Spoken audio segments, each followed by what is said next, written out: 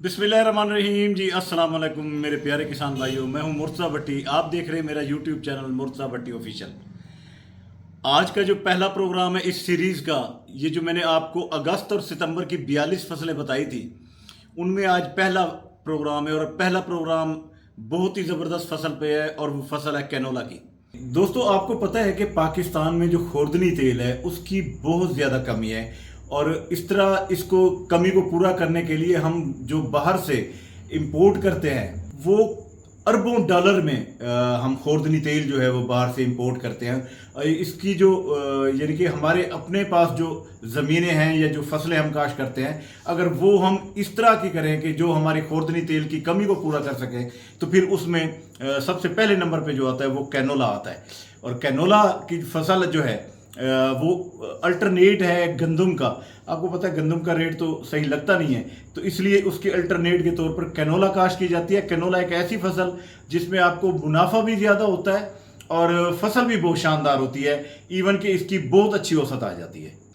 Canola की फसल आप किसानों के लिए इंतहाई अहम है, क्योंकि आपको पता है कि गंदम जो है वो अब हमारे पाकिस्तान में पिट चुकी है। किसानों को उसका कोई नेमुल बदल नहीं मिला, उसको किसानों को उसका प्रॉफिट नहीं मिला, उसका रेट इतना डाउन कर दिया कि खर्चे भी पूरे नहीं होते। जब खर्चे भी पूरे नहीं हो रहे तो फिर किसान क्या करे, वो गंदम तो काश्त नहीं कर सकता। तो फिर उसकी अल्टरनेट जो फसल है वो है कैनोला की फसल। आज की जो फसल है वो कैनोला के मुतालिक मुकम्मल होगी कि आप शुरू से लेके यानी ज़मीन की तैयारी से लेके और उसकी कटाई तक किन किन मराहल से गुजरना पड़ता है, क्या क्या इसको दवाइयाँ चाहिए होती हैं इनके कीड़े को कंट्रोल करने के लिए, इनको स्प्रे कौन सी की जाती है, इनको पानी कैसे लगाया जाता है, बीज की मिकदार कितनी है, ये सार और कौन सा बीज लगाना चाहिए, ये सारी तफसील इंशाल्लाह आपके साथ शेयर करूंगा। उम्मीद करूंगा कि आपके साथ आप मेरे साथ जुड़े रहेंगे आखिर तक। वीडियो को बिल्कुल स्किप मत कीजिएगा। अगर आप अच्छी कैनोला की फसल हासिल करना चाहते हैं तो फिर इसको स्किप मत कीजिएगा, मुकम्मल वीडियो देखिएगा। इंशाल्लाह आपको बहुत अच्छा रिजल्ट मिलेगा, बहुत अच्छी आप फसल उठा सकेंगे इंशाल्लाह। आप आगे बढ़ते हैं। आगे बढ़ने से पहले मेरी रिक्वेस्ट है आप मेरे चैनल को सब्सक्राइब कर लें, बेल आइकन के बटन को दबा दें ताकि मेरे आने वाली तमाम वीडियोज़ अब तक आ सके। आगे बढ़ता हूँ तो आपको सारी तफसील बताता हूँ। जी तो किसान भाइयों, सबसे पहले जो है वो ज़मीन का इंतखाब है कि हम ज़मीन का इंतखाब कैसा करें। तो इसके लिए सबसे अच्छी जो ज़मीन है वो मैरा ज़मीन है। हल्की मैरा ज़मीन, भारी से मैरा ज़मीन में भी हो जाता है, लेकिन ज़्यादातर जो ज़मीन है वो बहुत अच्छी ज़रखेज़ ज़मीन में अगर आप काश्त करेंगे तो इसकी जो औसत है, हमारे पास कई सालों से हम इसमें से जो औसत ले रहे हैं वो 50 मन से ऊपर ले रहे हैं। और अल्हम्दुलिल्लाह हमारे पास बीज दस्तयाब होता है इसका, जिसकी औसत बहुत अच्छी है। अगर आप इसकी मुकम्मल तरीके से, जैसे मैं बता रहा हूँ उस तरीके से अगर आप इसको काश्त कर लेते हैं तो आप 50 मन से ऊपर औसत ले सकते हैं। अदरवाइज जो है, अगर आप आम नॉर्मल तरीके से करेंगे तो 20 मन से लेके 30 मन के दरमियान तो आ ही जाती है इसकी औसत। तो आज जो हम आपको बता रहे हैं, हम जो बीज अपना इस्तेमाल करते हैं वो हमारा जो बीज है वो गैर मुल्की बीज है, हाइब्रिड बीज है। तो अगर किसी दोस्त ने मंगवाना भी होगा तो इंशाल्लाह वो भी प्रोवाइड करेंगे। तो चलते हैं ज़मीन के इंतखाब की तरफ। तो मैंने आपको बताया कि ज़रखेज़ ज़मीन की ज़रूरत होती है इसके लिए। अब आगे बात करते हैं कि ज़मीन की तैयारी कैसे करनी है। वो भी एक अहम मरहला है कि आपने ज़मीन की तैयारी कैसे करनी है। इसमें दो तरीक़ेकार होते हैं। हमारे सारे किसान भाई जानते हैं कि वतर वाली ज़मीन भी होती है, खुश्क ज़मीन भी होती है। ज़्यादातर जो हम प्रेफर करते हैं वो खुश्क ज़मीन करते हैं कि अगर आपकी खुश्क ज़मीन है उसमें आप डिस्क लगा लें, 2-3 हल लगा लें, रूटिवेटर लगा लें, बेहतरीन नरम ज़मीन भुरभुरी, बिल्कुल जैसे हाथ इसमें डालें तो ज़मीन के अंदर चला जाए, उस तरह की नरम और भुरभुरी ज़मीन करके फिर आपने इसमें खेल बना देनी है। और खेल के बाद आपने इसके बीज लगाना है। अभी मैं आगे चलता हूँ बीज का। ये ज़मीन की तैयारी के मुतालिक मैंने आपको बता दिया कि ज़मीन को कैसे तैयार करना है। अगर वतर वाली ज़मीन है तो ज़्यादा तर वतर ना हो, एक आम नॉर्मल सा जो वतर होता है उसके अंदर आपने अच्छी तरीके से इसको तैयार करके, ज़्यादातर ये वो लोग जो छट्टा करते हैं उनके लिए इसकी ज़रूरत होती है वतर वाली ज़मीन की। अदरवाइज़ जो खेल के ऊपर काश्त करनी है तो फिर आपको वतर वाली ज़मीन की कोई भी ज़रूरत नहीं है। तो उसकी भी मैं बता देता हूँ कि वतर वाली ज़मीन जो है, आप वतर वाली ज़मीन को 2-3 हल लगा लें, रोटिवेटर अच्छी नरम करके उसके अंदर आपने छट्टा करके उसको छोड़ देना है, पानी नहीं लगाना। जबकि जो खुश्क ज़मीन है उसमें जब आपने बीज लगाना है तो बीज के फ़ौरन बाद आपने पानी लगाना है। तो बहरहाल ये ज़मीन की तैयारी मैंने बता दी। अब आगे चलता हूँ कि ज़मीन की जो हमने तैयार कर ले। अब उसके अंदर बीज कितना लगना है और कौन सा लगना है और कितने वक्फे के ऊपर लगना है, ये भी बड़ा एक अहम इशू है। ये भी एक बड़ा अहम सवाल है कि ज़मीन में इसको लगाना कैसे चाहिए। तो उसमें दो तीन तरीके हैं। एक तो ये है कि आपने खेल के ऊपर, अगर बड़ा बेड है आपका, तकरीबन कोई 1.5 से 2 फुट का बेड है, तो आप दोनों साइडों पे लगा सकते हैं। लेकिन लगाना इस तरह है कि अगर इधर आप 1 फुट के वक्फे पर या 0.25 फुट 9 इंच के या 12 इंच के वक्फे पर आप बीज लगा रहे हैं, तो इधर से इधर वाले दो बीजों के दरमियान वाली जगह पर इस तरह का बीज आना चाहिए। ये एक तरीकेकार है। दूसरा तरीकेकार ये है कि आप छोटी खेल बनाएं, उसमें एक ही वो लगाते जाएं। अच्छा, इसमें खेल बनाने की वजह क्यों, ज़रूरत क्यों है? एक तो खेल से आपकी औसत बहुत अच्छी आएगी। दूसरा, बारिशों के मौसम में पानी खड़ा नहीं होगा। पानी खड़ा होने से इसके नीचे फंगस लग जाती है, इसकी जड़ें ख़राब हो जाती हैं, कमज़ोर हो जाती हैं, वो नहीं होंगी। दूसरा, पानी की निकासी बेहतरीन हो जाएगी और आपकी फसल को जो पानी है वो इसको सेम के लिए दिया जाता है, इसको ना कि इसकी जड़ों को डबोना या बीज को डबोया नहीं जाता। तो अब बीज लगाने का तरीक़ाकार ये है कि आपने इसमें बीज तकरीबन कोई 9 इंच से 1 फुट के फासले के ऊपर चूंडी की मदद से लगाना है। तो इसके अंदर आप खाद मिक्स कर लें, डीएपी खाद जो ज़मीन की तैयारी के वक्त आपने देनी है। हाँ, ये मैंने पहले बताना भूल गया कि जब आपने ज़मीन की तैयारी करनी है उसमें 1 बोरी डीएपी आपने फी एकड़ लाजमी डाल देनी है। अब आ गए हम इस इधर के जी बीज जब लगा रहे हैं, तो उसमें से अगर आप 2-1 किलो खाद बचा लेंगे तो खाद और बीज मिक्स करके आप चूनी की मदद से वो लगाते जाएं तो आपकी फसल को दुगना फ़ायदा हो जाएगा। जो ज़मीन मुख्तलिफ जगहों पे वो उसको कंज्यूम कर जाती है आपकी खाद डीएपी को, वो बीज के साथ जब होगी ना तो वो बीज को बेहतरीन असर देगी और बेहतरीन तरीके से बीज होगा। इसके साथ साथ इसमें पोटाश का भी इस्तेमाल किया जाता है। जिस वक्त आप ज़मीन की तैयारी कर रहे होते हैं तो उसमें पोटाश इस्तेमाल कर सकते हैं, लेकिन अगर आप उस वक्त नहीं करते तो ये बाद में मैं आगे आपके जाके बताऊंगा कि वो किस वक्त करते हैं। तो अब आपने जनाब बीज लगाना शुरू कर दिया। बीज आपका 1.5 किलो से 2 किलो बीज इसका लगता है कैनोला का। ज़्यादा जो बेहतर मिकदार है वो 2 किलो बीज है। और उसमें बाद औक़ात हमारे जिस वक्त हम चूंडी लगा रहे होते हैं तो 2-3 बीज हाथ के अंदर आ जाते हैं। 1-2 दाने अगर खाद के आ गए हैं तो 1-2 दाने उसके भी आ जाते हैं। तो वो फिर उसमें परेशान होने की कोई बात नहीं है, वो बाद में छिदराई हो जाती है। अच्छे पौधे को छोड़ दिया जाता है, दूसरे को हटा दिया जाता है, तो इस तरह ये हो जाता है। अब हमने लगा दिया, जब बीज हमने लगा दिया तो फिर उसके बाद हमने पानी लगा देना है। और एक और तरीका भी है कि अगर आप इसके खेल के अंदर पहले पानी आप छोड़ दें तो फिर उसके बाद भी आप बीज लगा सकते हैं। ये दोनों तरीके ठीक हैं, दोनों तरीकों से बेहतरीन इसका रिजल्ट आ सकता है।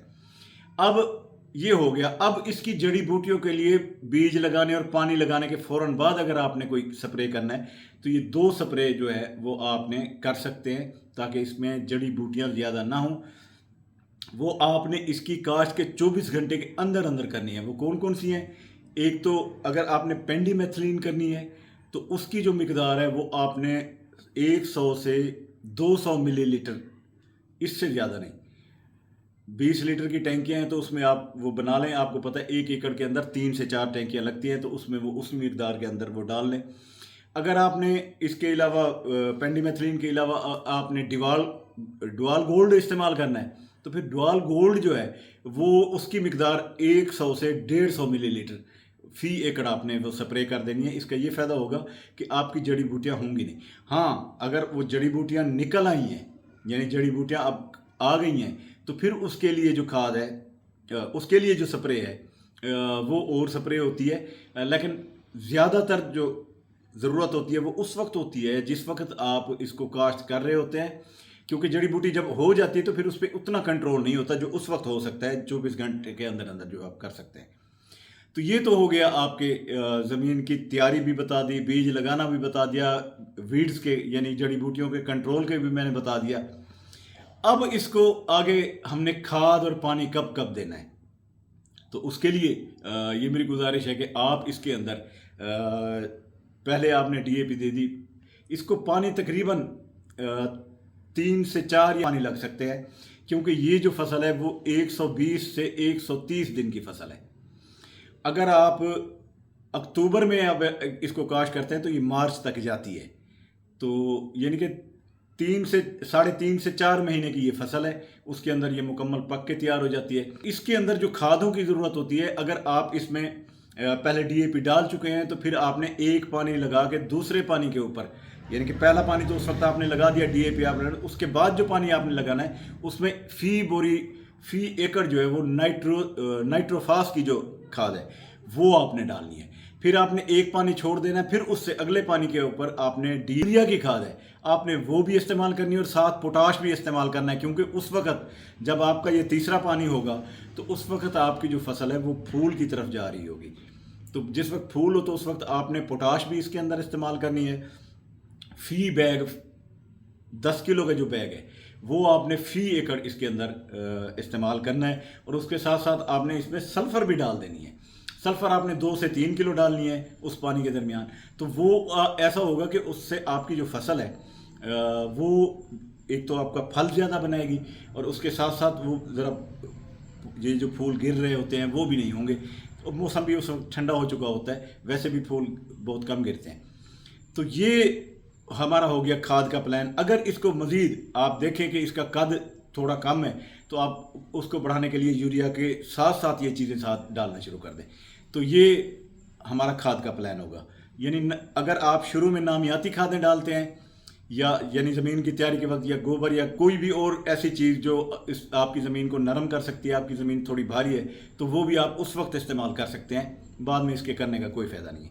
ये खाद का प्लान भी सारा कुछ मैंने बता दिया। अब मैं आता हूँ कि इसको मज़ीद स्प्रे कौन से होते हैं, इसमें बीमारियाँ कौन सी लगती हैं। तो देखें, इसमें इसको थ्रिप्स लग सकती है उस वक्त जिस वक्त ये पत्ते निकाल रहा होता है। उसके इसमें 2-3 ऐसी बीमारियां हैं, कीड़े जो सुंडियां होती हैं वो लग सकते हैं। तो इन सुंडियों को, कीड़ों को और थ्रिप्स को कंट्रोल करने के लिए, या हाँ, सफ़ेद मक्खी भी इसको बहुत ज़्यादा इफेक्ट करती है।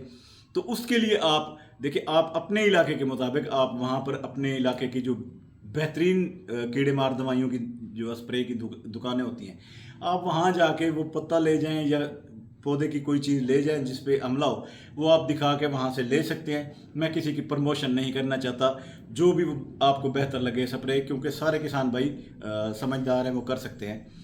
तो ये भी कर सकते हैं। जैसे पहले मैंने डुआल गोल्ड पेंडिमेथ्रिन बताई, वो भी आपकी मर्जी है। अगर आप उसकी जगह आपको कोई बेहतर मिलती है तो आप वो भी कर सकते हैं, लेकिन हम जो ज़ाती तौर पे मैं इस्तेमाल करता था इसलिए मैंने वो बता दिए।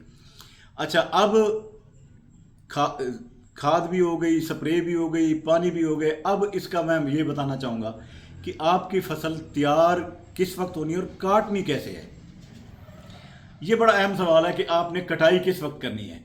देखिए, जिस वक्त आपकी फलियां, जब आपका फल लग जाता है, यानी कि 3.5 माह के अंदर ये फल आपको देखना शुरू हो जाएंगे।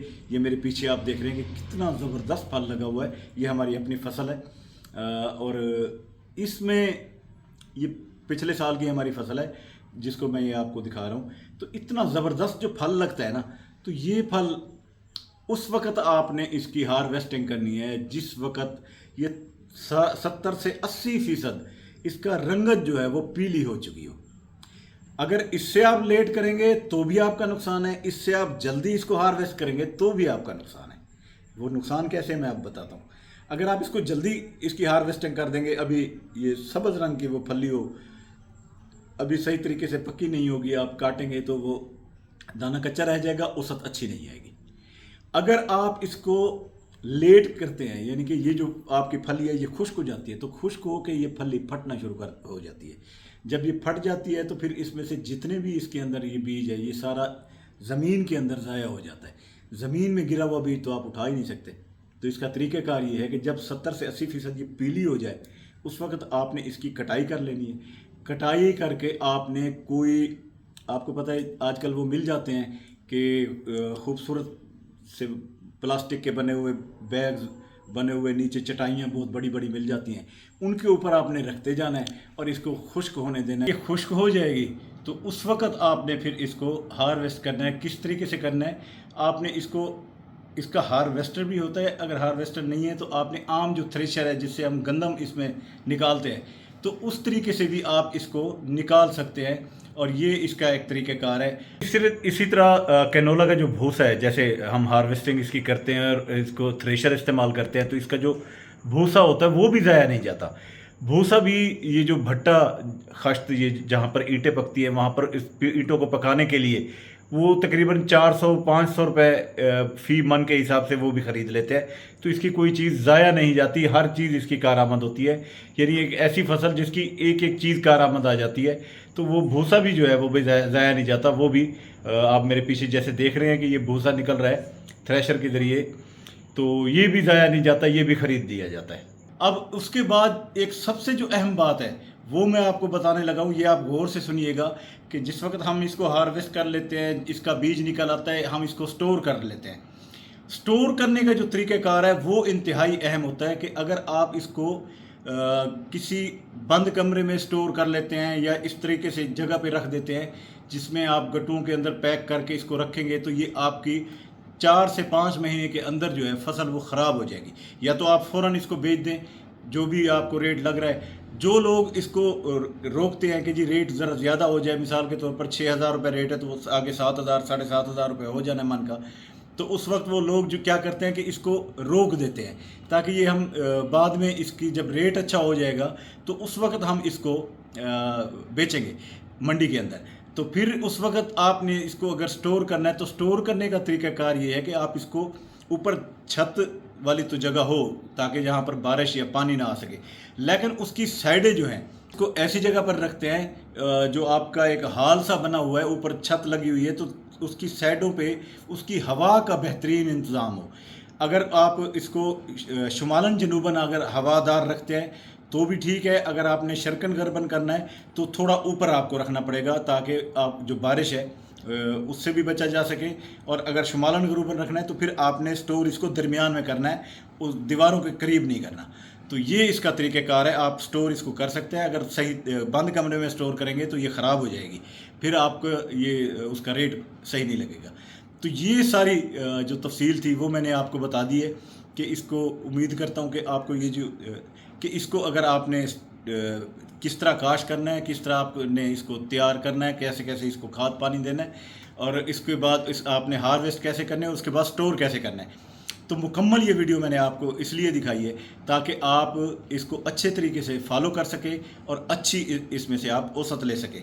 अब जिन दोस्तों को इसका सीड चाहिए होगा वो हमें आप बता सकते हैं, हम आपको सीड प्रोवाइड कर देंगे। अच्छा सीड, गैर मुल्की हाईब्रिड सीड हम आपको दे सकते हैं जो रेट भी मुनासिब होगा और उसकी औसत हमारे पास जो है वो 50 मन से ऊपर आ सकती है। अगर आपके पास 30 से 40 मन भी आ जाए तो आपकी बहुत अच्छी इसमें से अर्निंग हो सकती है।